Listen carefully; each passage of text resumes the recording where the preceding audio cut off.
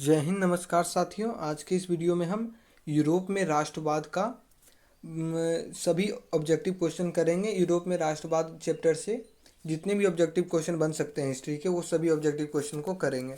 तो हमारा पहला क्वेश्चन है, इटली तथा जर्मनी वर्तमान में किस महादेश के अंतर्गत आते हैं? तो वर्तमान में यूरोप के अंतर्गत आते हैं। ऑप्शन नंबर सी इसका सही आंसर है। हमारा अगला क्वेश्चन है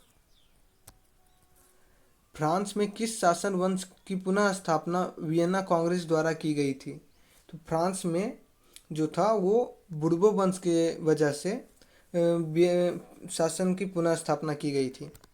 हमारा अगला क्वेश्चन है, मेजनी का संबंध किस संगठन से था?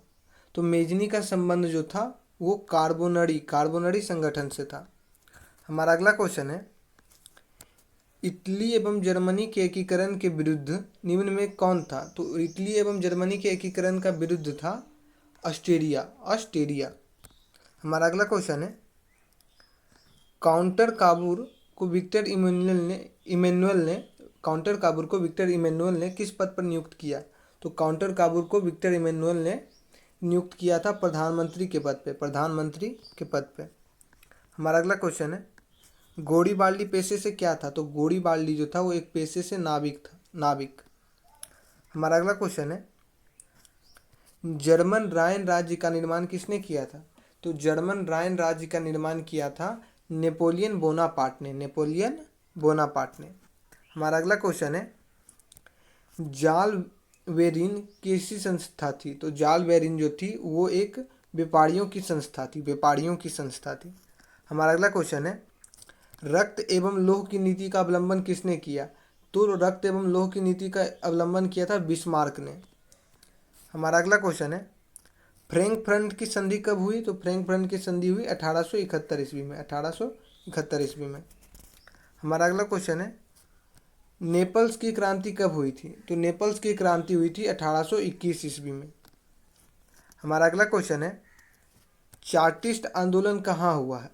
तो चार्टिस्ट आंदोलन हुआ था इंग्लैंड में। चार्टिस्ट आंदोलन कहाँ हुआ था? तो इंग्लैंड में हुआ था। हमारा अगला क्वेश्चन है, यूनान को एक स्वतंत्र राष्ट्र घोषित किया गया था। तो यूनान को एक स्वतंत्र राष्ट्र घोषित किया गया था 1832 ईस्वी में। हमारा अगला क्वेश्चन है, कार्बोनेरी संगठन किस वर्ष हुआ? तो कार्बोनेरी जो है वो संगठन बना 1810 ईस्वी में। हमारा अगला क्वेश्चन है, एड्रियानोपुल की संधि कब हुई? तो एड्रियानोपुल की संधि हुई थी 1829 ईस्वी में। हमारा अगला क्वेश्चन है, एड्रियानोपुल की संधि किन दो देशों के बीच हुई? तो एड्रियानोपुल की संधि हुई थी तुर्की और रूस के बीच। हमारा अगला क्वेश्चन है, सेडान का युद्ध किनके बीच हुआ? तो सेडान का युद्ध हुआ था फ्रांस और प्रसा के बीच। हमारा अगला क्वेश्चन है, पोलैंड के विद्रोह को किसने कुचल दिया? तो पोलैंड के विद्रोह को कुचल दिया था रूस ने। हमारा अगला क्वेश्चन है, सन 1870 में फ्रांस और प्रसा के बीच युद्ध कहाँ हुआ था? तो सन 1870 में फ्रांस और प्रसा के बीच जो युद्ध हुआ वो सेडान में हुआ था। हमारा अगला क्वेश्चन है, यूरोप वासियों के लिए किस देश का साहित्य एवं ज्ञान विज्ञान प्रेरणा स्रोत रहा? तो वो जो था वो यूनान एक देश है जो कि यूरोप वासियों के लिए उसका संस्कृत एक प्रेरणा का स्रोत रहा। ऑप्शन नंबर 20 का सही आंसर है।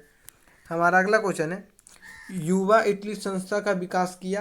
तो युवा इटली संस्था का विकास किसने किया? तो किया था मेजनी ने।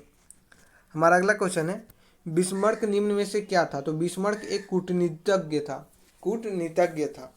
हमारा अगला क्वेश्चन है, सार्डिनिया पिडमाउंट का शासक कौन था? सार्डिनिया पिडमाउंट का शासक कौन था? तो इसका शासक था विक्टर इमैनुअल। हमारा अगला क्वेश्चन है, यूनानी स्वतंत्रता आंदोलन के दौरान कौन ब्रिटिश कवि शहीद हुए?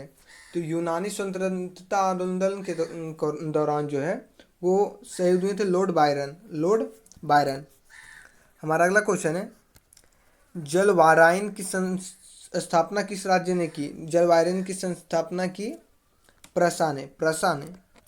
हमारा अगला क्वेश्चन है, हंगरी की भाषा क्या थी? तो हंगरी की भाषा थी मैगैयार। हमारा अगला क्वेश्चन है, यूनान की स्वतंत्रता संग्राम में किसकी पराजय हुई? तो यूनान के स्वतंत्रता संग्राम में पराजय हुई थी तुर्की की। हमारा अगला क्वेश्चन है, मारियान किस देश के राष्ट्रवाद की प्रतीक थी? तो मारियान जो है वो प्रतीक थी फ्रांस का। हमारा अगला क्वेश्चन है, यूरोपीय सभ्यता का पालन किसे कहा जाता था? तो यूरोपीय सभ्यता का पालन कहा जाता था यूनान को। हमारा अगला क्वेश्चन है, एक्ट ऑफ यूनियन किस वर्ष पारित हुआ? तो एक्ट ऑफ यूनियन जो है वो पारित हुआ था 1688 में। हमारा अगला क्वेश्चन है, 1789 की फ्रांसीसी क्रांति के समय वहाँ किस राजवंश का शासन था? तो 1789 की फ्रांसीसी क्रांति के समय उस समय शासन चल रहा था बुर्बो राजवंश का शासन चल रहा था। हमारा अगला क्वेश्चन है, नेपोलियन संहिता किस वर्ष लागू की गई? तो नेपोलियन संहिता लागू की गई थी 1804 में। हमारा अगला क्वेश्चन है, जर्मनी के एकीकरण के लिए बिस्मार्क ने कितने युद्ध किए? तो जर्मनी के एकीकरण के लिए बिस्मार्क ने कुल 3 युद्ध किए। हमारा अगला क्वेश्चन है, वियना कांग्रेस में कौन राष्ट्र सम्मिलित नहीं था? तो वियना कांग्रेस में सम्मिलित कौन नहीं था?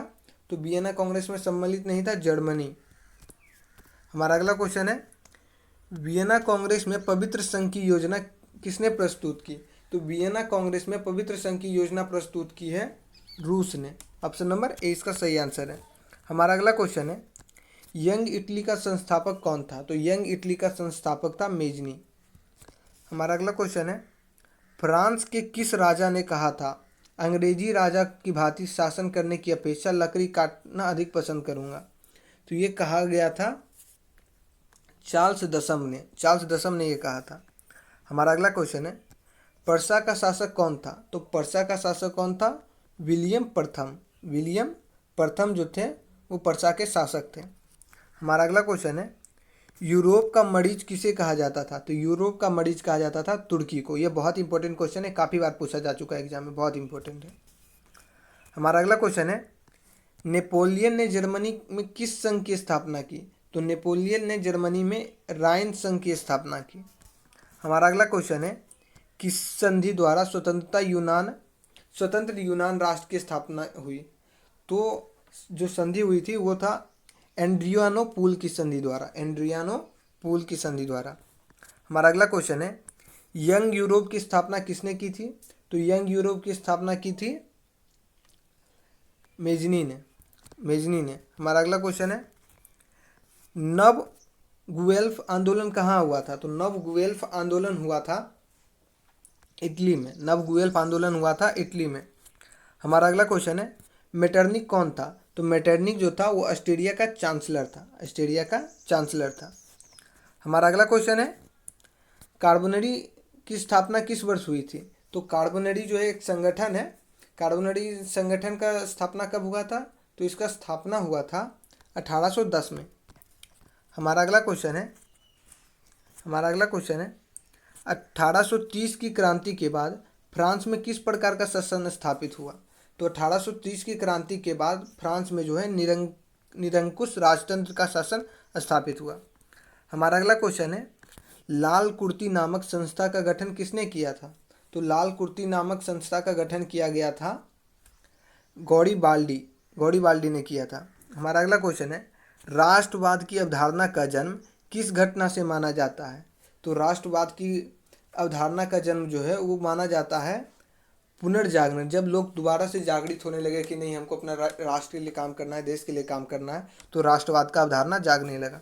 हमारा अगला क्वेश्चन है, रक्त और लौह की नीति किसने अपनाई? तो रक्त और लौह की नीति अपनाई गई थी बिस्मार्क द्वारा, लॉर्ड बिस्मार्क। ये भी बहुत इंपॉर्टेंट क्वेश्चन है। हमारा अगला क्वेश्चन है, किस युद्ध के बाद जर्मनी का एकीकरण पूरा हुआ? तो जर्मनी का एकीकरण जो था वो सेडान के युद्ध के बाद पूरा हुआ। और जर्मनी के एकीकरण के लिए कितने युद्ध लड़े गए? 3 युद्ध लड़े गए। हमारा अगला क्वेश्चन है, किस संधि द्वारा जर्मनी का एकीकरण पूरा हुआ?